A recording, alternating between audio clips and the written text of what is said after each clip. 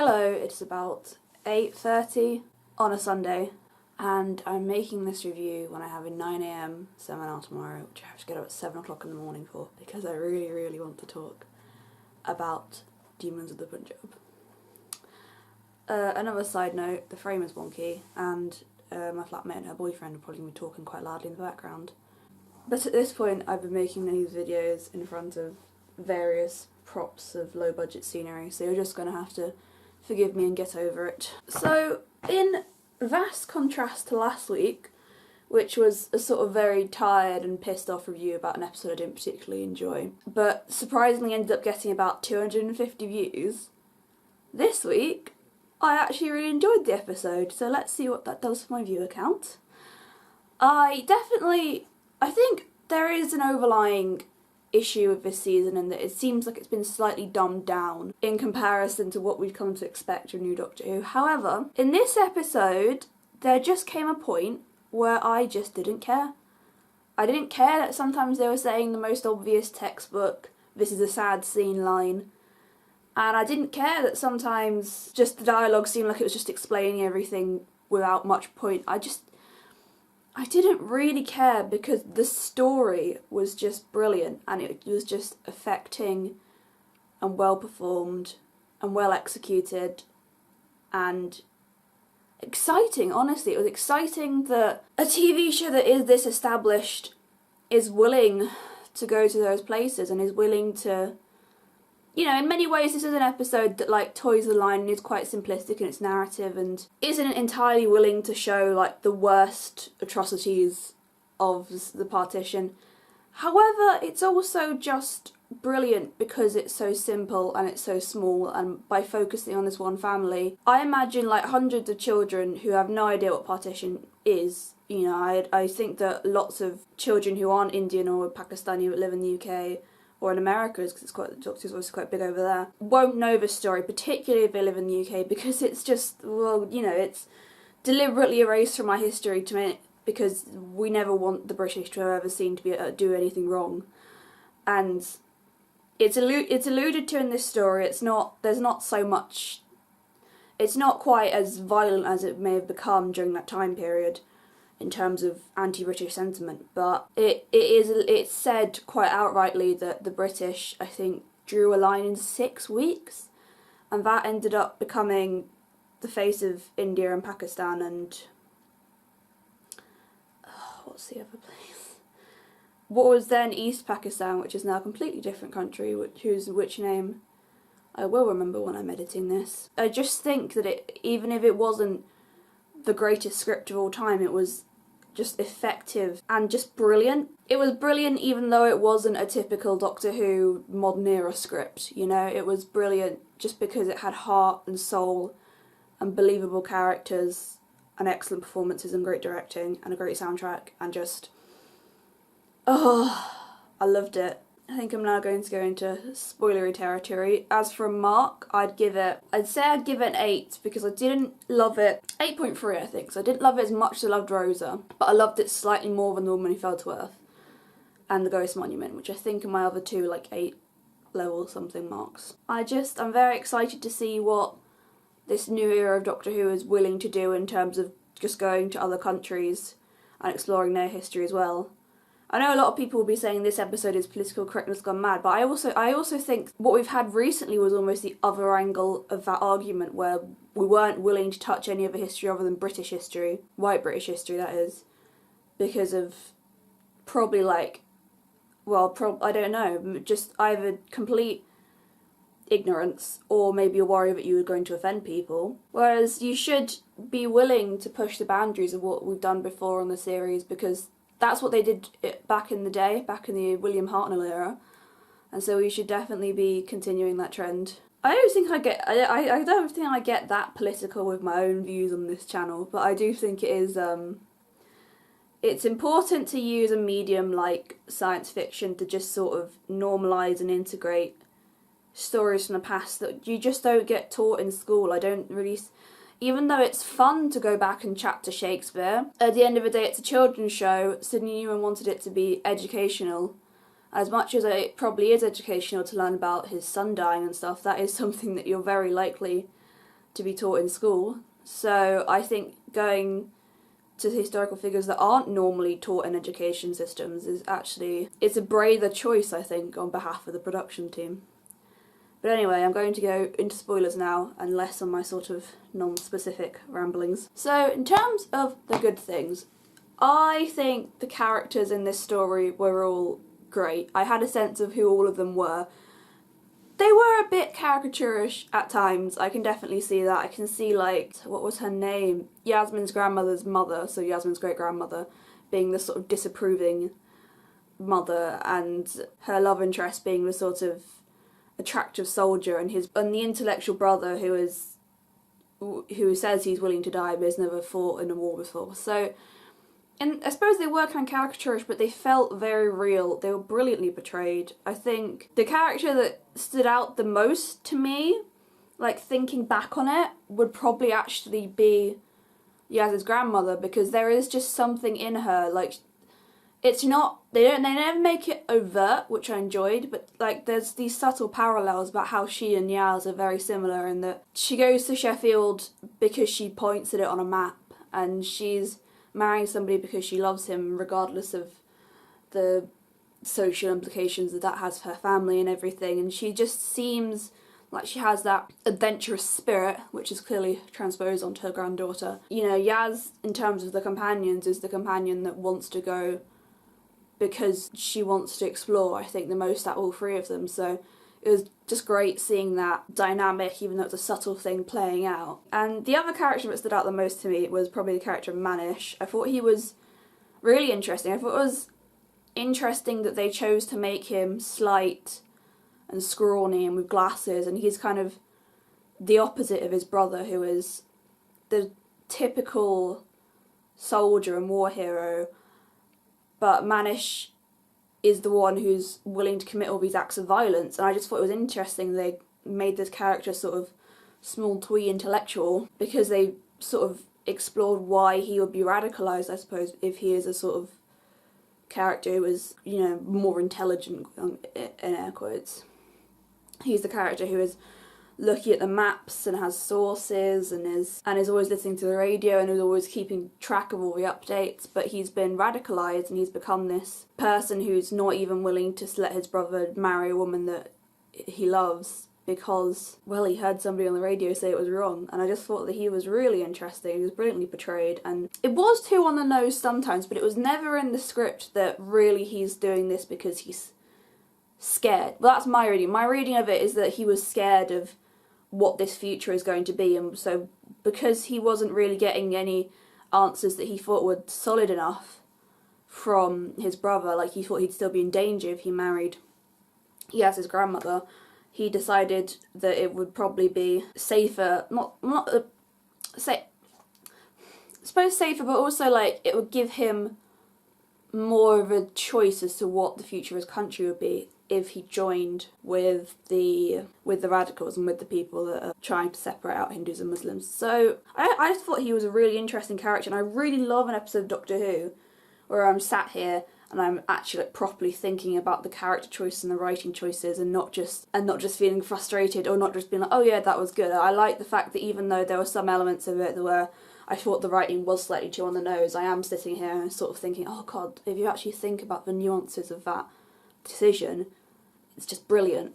And, you know, I'm an English lit student, so I like everything to just be a little bit extra complicated. Now I want to talk about the character of the husband, whose name I can't remember because I literally just watched it. I just wanted to get my thoughts out immediately just because I adored it so much. But the husband character, I thought it was clearly a deliberate choice to have a veteran, an Indian veteran. The veterans from the colonies who, you know, died in their hundreds of thousands and are so often overlooked in narratives about the First and Second World War. I think it was a deliberate choice to have a character who was a veteran and Indian and have that experience inform his decisions in the present on Memorial Day. I think it was a very clear decision. Like, this episode aired after the Memorial Day celebrations, and there was, you know, on Memorial Day every year, a lot of the time the only way that you even see Indian soldiers and Jamaican soldiers and soldiers from all over the, you know, Empire diaspora represented is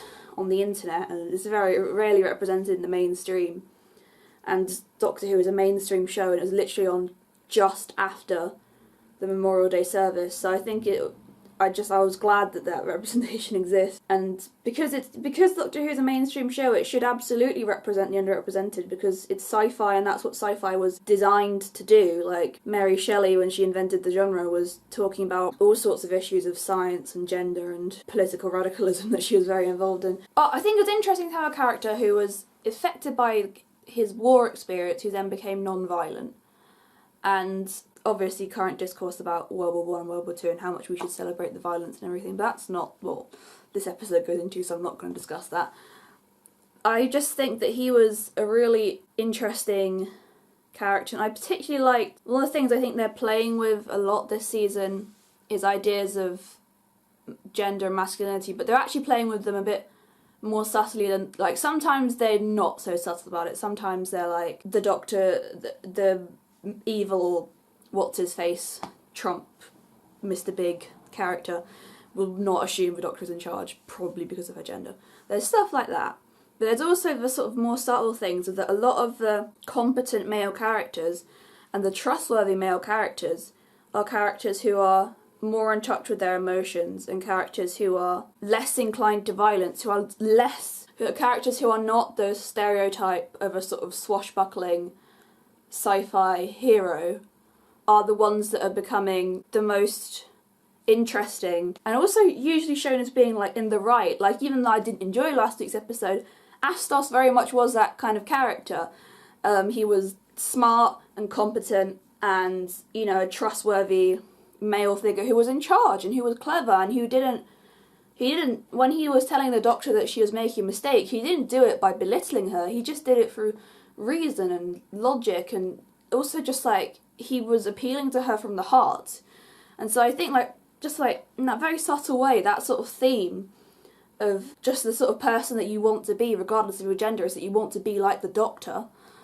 You don't want to be somebody who is rushing to violence. You want to be somebody who believes in love and compassion, and hate is always foolish and love is always wise, as Peter Capaldi did indeed say. I think that is definitely a theme that is emerging this season, and I'm absolutely loving it. I think part of the reason why his character affected me so much is just because, like, this weekend, like, it was my granddad's birthday, and I was talking to a lot of my relatives about, like, the history of my family and everything, and it's just, I think it's just a very human thing to want to know where you came from, and that often manifests in just learning about your relatives, and just learning about these people who you may have never met and may live in a completely different country, but you just see small similarities between yourself and them, and you're like, oh, that's who I am. That gives you, you know, a better sense of identity and community, and I just think this episode just played with those ideas just brilliantly, and just, I adored it. I adored it. What is my next point? The aliens. I really liked the aliens. I loved the design of this episode, just generally. Like, the wedding dress and the wedding outfits they were both wearing, and then the casual wear they were wearing, and the dress of a holy man. I would like to know if I assume they did, but I would really like to know if the production team really went in with the details and really tried to make it as respectful and authentic as possible. But the aliens were so cool. They were just the design of them was gorgeous. I mean, they did kind of have that same thing as Tim Shaw, where they had the mask and then the face, which was a bit scarier.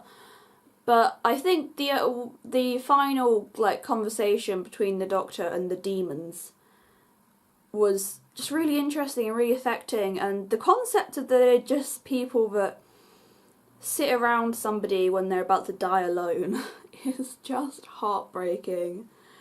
It reminds me a bit of Testimony for the Christmas special, I'll admit that. It does remind me a bit of them, but they were different. They were like memory realizations of people, so maybe they're just from the same organisation or something.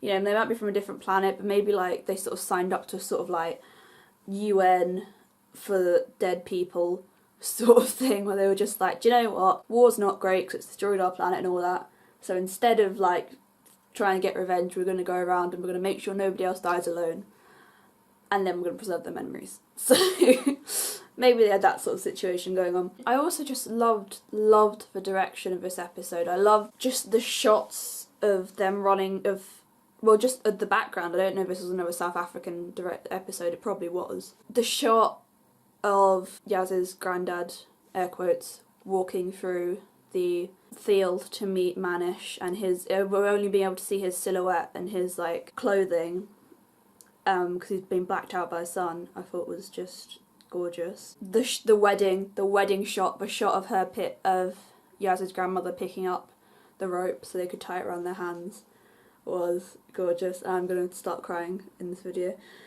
even though it's gonna mess up my makeup. And other things.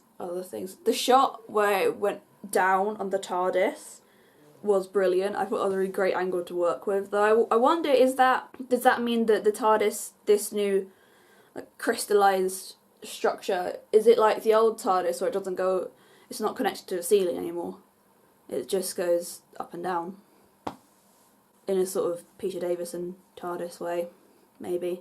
Also just the colouring and the lighting and just the little details of like when they were doing henna and Yaz goes back to see her grandmother at the end, and her grandmother still thinks the henna that Yaz got on her hands was terrible because it was her mother's. Oh, it was such a lovely detail. I felt like when she went back to see her at the end felt slightly less shoehorned than it did in Father's Day, which I think is the most obvious comparison to make with this episode. I think that maybe it was just because it's the same actress as Yaz and because we've met the characters before, as opposed to like young Rose Tyler who sort of sat there and didn't say anything and just sort of stared wistfully up at Jackie. Yeah, I just think that the ending was great as well. And I also think, I know there are going to be people that go absolutely rioting mad whenever they use a song that isn't a Doctor Who theme song over the end credits, but I don't care, it would have been incorrect to use the theme song over the end credits in this case, because to just have such a like sad, heartfelt episode and then to suddenly go into the really upbeat what do you mean I think it will just like ruin the tone of it, and also it was a song without lyrics. I know people hate it whenever they use a song with lyrics. I don't know if it's a original composition by Sigur Nakanola or if it's a song from that area or that time period, but I just think it really was effective, and I really wish they would absolutely shut up because I'm trying to fucking make a video.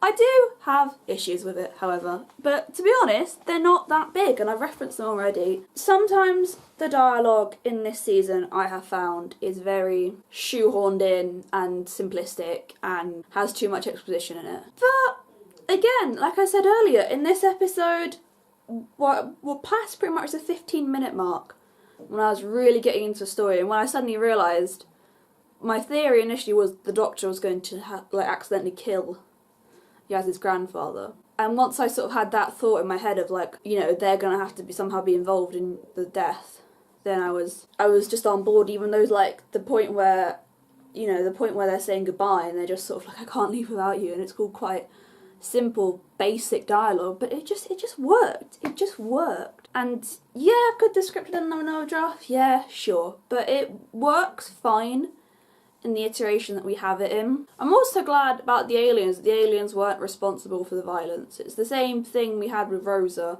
where we're determined to tell stories that haven't been told before, but not at the expense of other people's agency, which is a classic sci-fi thing, that actually Rosa Parks was inspired by the Doctor, or actually Shakespeare wrote Hamlet about the Doctor, or one of these things, which in the narratives of people of colour is just taking away agency and whitewashing it, and it's, you know, part of good old-fashioned colonialist narratives, which isn't really a good idea or the right choice to make, especially in 2018. Yeah, I think I'm going to conclude my review there, because I really didn't have that many problems with it. Like, the dialogue pissed me off a little bit, but once I got into the story, it just didn't bother me, like, at all. I mean, I think it's obviously a very different piece of work, but I think it is very much like the Mamma Mia syndrome, or like the 100 syndrome, where, like, sometimes when something just works, it doesn't matter if, like, some technical things that usually you don't enjoy aren't great. What matters is the story and the characters and how effective everything is. I'm going to keep talking anyway, even though they won't shut up. Next week's episode I don't think it will be as good as this one, but if they have gotten a genuinely funny writer on board, I'll be excited. I love a good funny episode of Doctor Who, even though it looks like it's got like a sinister undertone. It's probably going to be like another anti-capitalism one because it's like Space Amazon or something. It looks like it has the potential to be really funny, and I'm very excited to see Lee Mack, even though he said he's only got a cameo. He's one of my favourite comedians, so it would be brilliant to see him in any iteration, especially if he's not the voice of a robot like David Mitchell was. So hopefully he's not wasted like Doc Brown was. Just let him be funny. Let comedians be funny. They can be funny and they can be heartfelt. They can be two things at once. They don't have to be immediately serious. Like, look at Catherine Tate, look at Bradley Walsh. The conclusion of this review is, although I thought it was a very good episode, and like and subscribe and leave a comment and just spread your love for Doctor Who and all its delights, and try desperately not to film YouTube videos while your flatmate and her loud boyfriend are next door.